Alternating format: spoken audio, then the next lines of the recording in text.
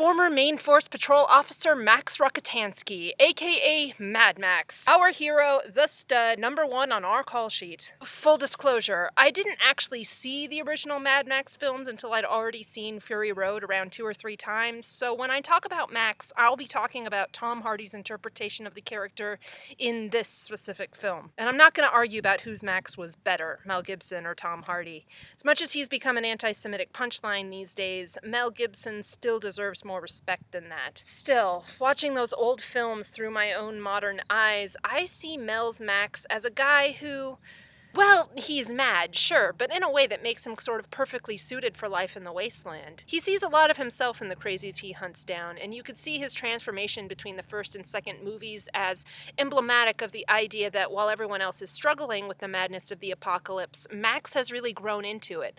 Life as a scavenger, hard as it is, has agreed with him, and he's good at it, and the only real problems he seems to have occur when he gets roped into helping those much less well adapted to the environment than he is. I would have a hard time imagining ghosts jumping at him or screaming inside of his head. He seems to really have things too under control. Tom Hardy's Max is a different beast. Literally, he's a beast. When we first meet him, he is hunting wild game and running from predators bigger than he is. When someone calls him a raging feral, they're not wrong. He's the one who tells us in a halting voice that the world destroyed itself in nuclear war just over water and gasoline and who knows what else. As the world fell, each of us in our own way was broken. He tells us he used to be a cop, but he doesn't say when or where or what kind of cop looks a lot more like some kind of Blackwater private security commando than any police officer I've ever seen. And I know if you wanted, you could say something really wishy-washy like, well, maybe society didn't collapse all at once, and some places and institutions took longer to fall than others, and the heavily militarized Australian police force was among the last to go, but really, it's just kind of better to remember that Max is crazy, and crazy people don't always make the best narrators. It was hard to know who was more crazy. Me or everyone else. I actually kind of love that. I kind of love that Max himself can't really tell you who he is or where he came from, even if he wanted to. Even when we spend time in his head looking at the ghosts and voices constantly keeping him company, we get more questions than answers. Who are these people? Why does this girl call him Max sometimes and Pod other times? Who is this dreadlocked guy? Or this angry skull-faced woman? And why the bulging eyes and the crossbow guy? And oh my god, what is going on? And before you ask, no, there's no point in really looking at the previous films for clues. If you insist on putting all the films into some kind of continuity, then according to the first installment, Max was a police officer in a world teetering on the brink of apocalypse who was driven insane when a homicidal gang murdered his partner and family. But that gang drove bikes, not giant trucks, and his only child was a 1-year-old boy, not what looks like a 9 or 10-year-old girl. Is that you? So either that's been retconned, or he had another child between films, or this is someone else's child that he befriended, or he's just gotten so crazy that he's forgotten even the age and gender of the baby he lost, or she's an entirely fictional being that he created to torture himself with, a la Pyramid Head. I'd believe any one of these. You can call it what you want. I call it messing with the kid. Don't go expecting too much information from the dialogue either. Max has been alone so long that the only time he even uses his voice is when he's involuntarily barking like a caged dog on the 4th of July. Even at the end, he has to make a visible effort to actually address a real person. He's a wild animal, and like all wild animals, he gets really nervous when there are too many humans around. Like when the gang meets up with Furiosa's former tribe, and everybody else, including the distrusted war boy, is all eager to meet these new people. And Max takes one look and is like, I think I'll wait in the truck. As far as we know, for the rest of the day, he doesn't approach or speak to anybody until Furiosa comes over to talk to him. Or was sent over, if the hovering Buvallini are any indication. Furiosa may have vouched for Max and called him reliable, but her people haven't survived this long by taking chances. There's glimmers of a more noble person buried under all the madness, but Max is like a feral dog who runs away from his adoptive family to go back to the train yard. It's not that he likes it in the train yard, where he starves and freezes and has to fight for survival, but It's what he knows. He's really just not ready for all of this human contact, and it's overwhelming him. Get it? Get it? He's literally getting too close to these people. They are hanging on to him too tightly, and he doesn't see any way that it won't end with someone getting hurt. It's symbolic. Being alone is really the only way he knows of to feel safe. I think Furiosa actually understands that about him. And that's probably why the first chance she gets, she gives him a bike and half a year's worth of supplies and lets him go. I mean, she invites him to come along with them. More than welcome to come with us. But she knows you can't force a wild thing into your home unless he actually wants to be there. And she respects him too much to ask him for more than he's comfortable giving. That's why it's such a surprise when he picks that moment of all moments to say probably the first voluntary and non-utilitarian thing he's said the entire movie. You know, hope is a mistake.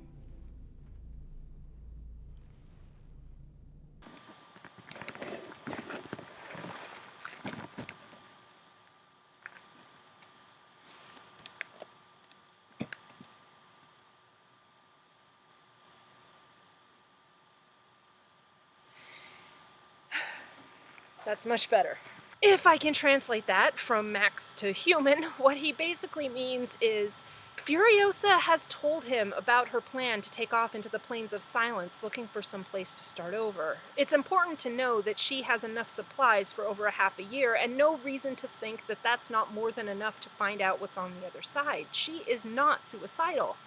Problem is, Max was looking at those same exact plains at the start of the film, and he has enough meta-knowledge to know that in this story, the salt plains aren't just a place.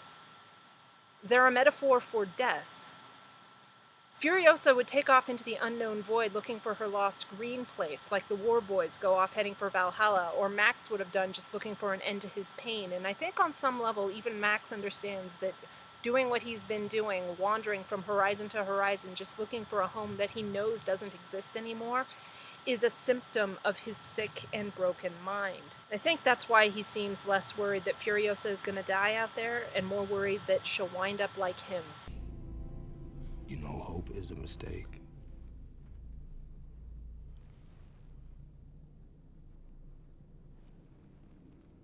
If you can't fix what's broken, you'll go insane. I think that's also why it's the pissed off ghost girl who appears to tell him to go after them. All through the movie, she has been the incarnation of his guilt, torturing him, screwing up his escape plans, and mocking his attempts to run away from his problems. When she appears to call him towards the salt, it's with a friendlier, less accusing tone than she has ever used before, and you can call that the very moment when he has made the connection between the ghosts he couldn't save and the living people he possibly still can if he moves quickly. Come on, Pa. Let's go. I'm sure that in his darkest animal brain, he's convinced that what he did wrong with Angharad wasn't shooting her in the leg that made her foot slippery at a very bad moment. It was giving her that smile and thumbs up and letting the universe know that he admired what she did. Drawing close to anyone just ends in pain, his or theirs. And if he calls this wrong, if he convinces everyone to turn around and they all die, well, he's going to have a much prettier batch of ghosts keeping him company as mental torturers. It's not a small risk. It takes some genuine courage on his part. In a way, this is the bravest thing he does the entire movie. So the next time someone says that Max was a bystander in his own film, keep in mind, the whole final act wouldn't have happened without him. This is probably why, if anyone's face ever said, "Going to kick all of the asses," it's his face right before that last fight starts. Remember how in the movie's first chase, Max spends most of the time chained up and can't move or do anything until the absolute end? Well, this is the inverse of that. During the last battle, he starts out the most mobile and proactive character on either side, doing everything from shooting guns and spitting nitro in the engine and bolt cutting and chain cutting and taking on polecats and knife fighters and the people eater and the doof warrior and the 7-foot-tall engine-destroying beast of a baby man, Rictus Erectus himself. And may I just say, I love his expression here in the car with the people eater. Like, he doesn't even want to look at him. Like, this guy just smells bad, or he just thinks he's as gross as the audience does. After all, there's kind of only one way to earn a name like the People Eater. And Max doesn't like it any more than we do. The moment he takes on Rictus is great, too. He goes from, hey, take on someone about half your size, oh shit, here he comes. This is what your hero should be. He's not infallible, and it's not that he's not afraid, but god damn it, he chose to be here. If he had just walked away, he would be happily munching lizards in the middle of nowhere right now. He decided this was what he wanted to do instead. That is a man who gives a shit. We might be able to, together, come across some kind of redemption. And it's still less remarkable than what he does next. The Mad Max world is one where feats of extreme action brawniness happen every day. They are necessary for survival. Acts of selflessness, kindness, sacrificing for somebody you love, that's a hell of a lot rarer. Here's what I mean. It's the end of the movie. The heroes have won, the Immortan is dead, the Armada is destroyed, the way home is clear, but Furiosa is dying. And even the old woman who knows what's happening to her doesn't seem to think there's anything that can really be done. She's collapsing her lungs, one breath at a time. It's a wrenching scene because Furiosa, who's been such a tower of strength the entire film, now lies prone on the floor, helpless and struggling to breathe. And Max, who's been so silent and feral for the entire film, is both very verbal and visibly emotional while he hovers over her, like a worried dog whose master has been hurt. I've already said I'm not going to talk about whose Max is better, Mel Gibson or Tom Hardy. I will say, though, I have a hard time imagining Mel Gibson's Max cradling a dying woman in his arms, saying comforting and apologetic things to her, using the sound of his voice to keep her awake. But then I have a hard time imagining any mainstream action hero doing that. Men in movies, especially tough, brawny, action-y men like Max, just don't get to be this gentle. Hey. Well, when I say gentle, I know piercing someone's chest and sticking your finger in the cavity and shoving a needle into their arm are very violent, even kind of brutal things to do to somebody, but Furiosa is the one who told Angharad, Out here, everything hurts. and here's Max, feeling bad because he's causing her pain. I am so sorry. To that end, he gives her something that was violently taken from him early in the movie, and he does it willingly and without hesitation. And then, at the last second, when it looks like it's not going to work and they are losing her, he leans down, takes her head in his hands, and tells her his name. Max. It may not be sexual, but it's hard to imagine anything more intimate. It's like a twisted, high-octane version of Prince Charming's kiss. My name is Max. And believe you me, when I wrote that, I felt like I'd said something taboo. Everyone, including the cast of this movie, was glad there was no romantic subplot between Max and Furiosa. They are partners, allies, brothers in arms who have a lot in common and respect each other a lot, but they are not friends. That said, George Miller called this the scene where Max gives himself to Furiosa. And that's literally what he is doing. He is giving her of his own body, and it's entirely platonic, and it's 100% justified by the circumstances. That said, saying you gave yourself to someone usually means something slightly different. So, the subtext was there, and the movie was aware of it. That's one of the reasons he wanted Margaret Sixel as his editor, because she'd mostly cut dramas, and he knew that that scene especially would need a very delicate touch. Also, saying you gave yourself to someone, at least in its common usage, doesn't usually describe things from the boys' side. Girls give themselves. Boys score home runs, or hit that, or tapped that. So they're doing some stuff with gender roles here. One could even see a kind of parental theme to this scene too, with the tube as a sort of umbilical cord and Max as a stand-in for the mother who's probably the last person who was ever kind to her. Themes of mothers creating and nurturing life are all over this movie. It's just not a role you usually get to see a male character take on. But what makes Max special is he's a universal donor, which means he can share his life with those who don't have enough of it. If you are weak, he can reinforce your strength with his own strength. After all of the explosions and fighting are over, his big hero moment is as a healer and a life giver, rather than a destroyer. Almost like there's more to masculinity than just punching people.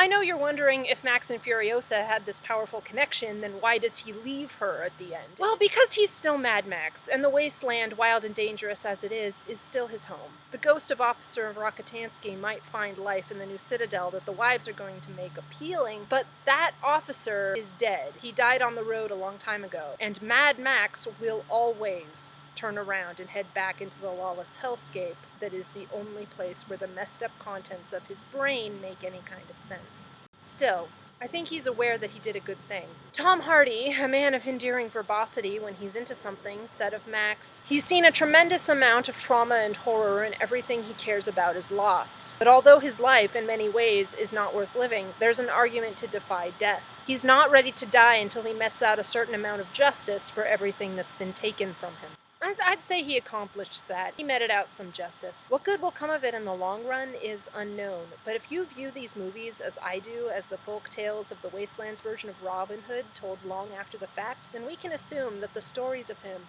are perhaps more important than anything a flesh and blood man could have accomplished. C.S. Lewis once said, "Since it is so likely that children will meet cruel enemies, let them at least have heard of brave knights and heroic courage." This is the power of Max's timeless archetype, the heroic everyman. The one who has no superpowers, no magic sword, nothing that really makes him special, but still faces down the darkness and prevails. Whew! Okay, guys, that was my write-up of Mad Max Rockatansky. It was long, it was rambling, it was overly verbose, and it was based on my own interpretations of nonverbal cues that may or may not have been mostly made up by me, so if you think I'm dead wrong, that's entirely fair. Next up are the faces that launched 1,000 Wasteland Pursuit vehicles. The Immortan Joe's 5 Wives. Coming up next.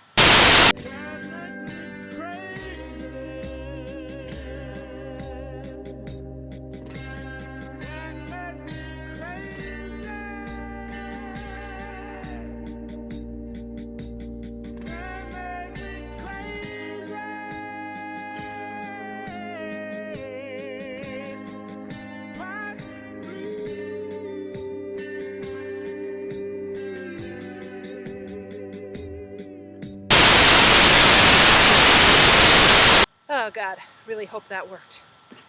Swear, it's sweltering out here.